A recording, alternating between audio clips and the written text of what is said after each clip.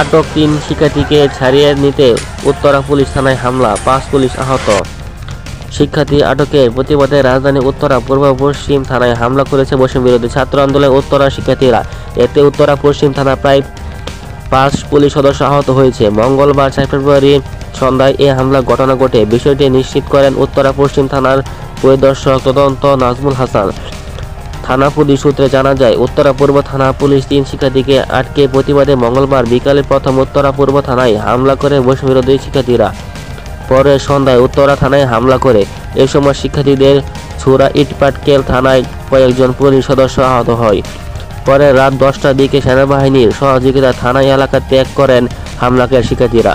নাজমুল হাসান বলেন, একটি অভিযোগ ভিত্তিতে থানা পুলিশ ৩ শিক্ষার্থীকে আটক করে। পরে শতাধিক শিক্ষার্থী প্রথমে উত্তরা পূর্ব থানায় ঘেরাও করে। এরপর সন্ধ্যায় তারা পশ্চিম থানায় হামলা করে। এই ঘটনায় সেনাবাহিনীর ২টি টিম ঘটনাস্থলে এসে পরিস্থিতি নিয়ন্ত্রণে আনে। এখন পরিস্থিতি স্বাভাবিক রয়েছে। জানা যায়, সোমবার ৩ ফেব্রুয়ারি বিকেলে উত্তরা ১৩ নম্বর সেক্টরে গাউসুল আজম এভিনিউ সড়কে উত্তরা পশ্চিম থানা কমিটি গঠনের জন্য একটি মিটিংয়ের আয়োজন করে বৈষম্য বিরোধী ছাত্ররা।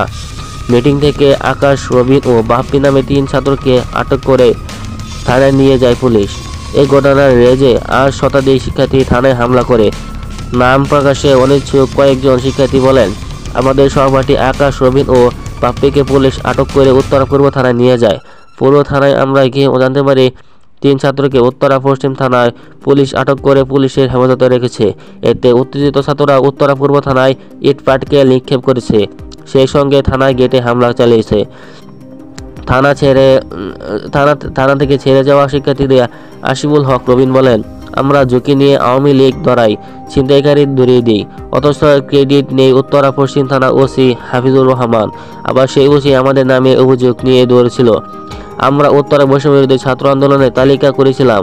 ওই সময় উত্তরা পশ্চিম থানায় এসআই আবু সাইদ আমাদেরকে নিয়ে আসে। আটক করার কারণ জানতে চাইলে বলেন, আমাদের নামে উত্তরা পূর্ব থানায় একটি মামলা হয়েছে। ওসি বলেছেন ডিসি স্যার নিয়ে যাওয়ার জন্য নির্দেশ দিয়েছেন। তিনি আরও বলেন, উত্তরা পশ্চিম থানা থেকে উত্তরা পূর্ব থানায় নিয়ে এসেছে। তখন উত্তরা পূর্ব থানা পুলিশ বলে, ওদের নামে তো কোনো মামলা নেই, ওদের কেন গ্রেফতার করবা?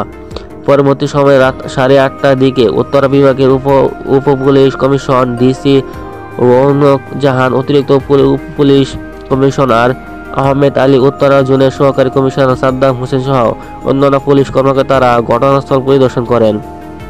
পরে আন্দোলনরত শিক্ষার্থীদের সঙ্গে উত্তরা বিভাগের পুলিশ কর্মকর্তা ও সেনাবাহিনীর সহযোগিতা